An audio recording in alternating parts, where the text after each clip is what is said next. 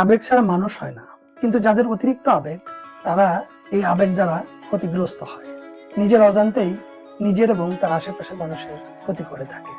কিন্তু আবেগ অনুভূতি থাকবে না এমনটিও নয়। সবার জীবনে আবেগ অনুভূতি, মায়া, মমতা, ভালোবাসা এগুলো থাকবে। কিন্তু আবেগের বশবর্তী হয়ে আমরা যখন সিদ্ধান্ত গ্রহণ করি, সেই সিদ্ধান্তটি আমাদের জন্য কতটুকু কল্যাণকর হয় অথবা কতটুকু ক্ষতিকর হয়, সেই বিবেচনা এবং সেই নিয়ন্ত্রণটি আমাদের প্রথমত প্রয়োজন। আপনার কিংবা আমার যদি আবেগের নিয়ন্ত্রণ না থাকে, তাহলে নিঃসন্দেহে সেই আবেগ দ্বারা আমরা ক্ষতিগ্রস্ত হতে পারি। তাহলে আমাদের মূল চিন্তা হচ্ছে এই যে আমাদেরকে আবেগকে নিয়ন্ত্রণ করতে হবে। আবেগ থাকবে, কিন্তু আবেগ নিয়ন্ত্রণ করার দক্ষতা এবং কৌশল থাকতে হবে। আজকে মূলত আমি কথা বলতে চাচ্ছি আবেগ নিয়ন্ত্রণের দক্ষতা এবং কৌশল নিয়ে। আমরা যে যত আবেগকে নিয়ন্ত্রণ করতে পারবো, তার সিদ্ধান্ত গ্রহণ এবং তার দ্বারা পরিচালিত কার্যক্রমগুলো তত ফলপ্রসূ হওয়ার সম্ভাবনা থাকবে। আর আবেগ দ্বারা যত সিদ্ধান্ত গ্রহণ করব, সেই সিদ্ধান্তগুলো খুব বেশি ফলপ্রসূ হওয়ার সম্ভাবনা থাকে না। আমাদের চারপাশে অনেক মানুষ রয়েছে যারা পরিস্থিতি বিবেচনা না করেই হুটহাট বিভিন্ন ধরনের সিদ্ধান্ত গ্রহণ করে থাকে। এই হুটহাট সিদ্ধান্ত গ্রহণই হচ্ছে আবেগতাড়িত সিদ্ধান্ত গ্রহণ। তাহলে আপনি যদি ভালো সিদ্ধান্ত গ্রহণ করতে চান, তাহলে হুটহাট সিদ্ধান্ত গ্রহণ করা যাবে।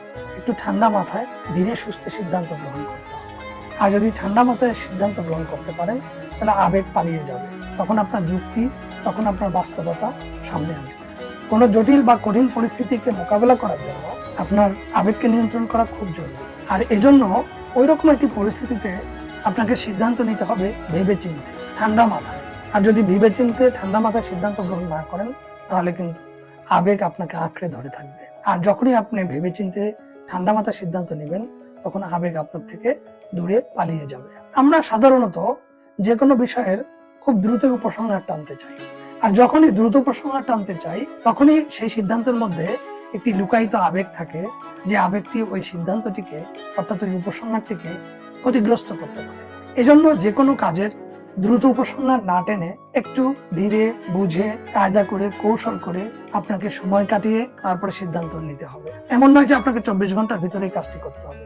আপনি 24 ঘন্টার জায়গায় 72 ঘন্টা নিলে এমন কোনো ক্ষতি আসবে না। আমরা আমাদের অগোচরে, আমরা যখন নিরিবিলি থাকি, নীরবে থাকি, তখন কিন্তু আমরা অনেক চিন্তা করি।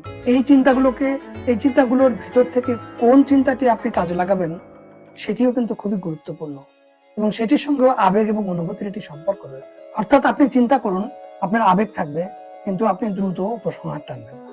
যে কোনো পরিস্থিতি, যে কোনো জটিল পরিস্থিতি আপনার সামনে আসতে পারে, সেটিকে আপনি আবেগ নিয়ন্ত্রণ করে বাস্তবতাকে সামনে নিয়ে একটু সময় নিয়ে ভেবে চিন্তে সিদ্ধান্ত গ্রহণ করুন। নিশ্চয়ই আপনি সফল হবেন।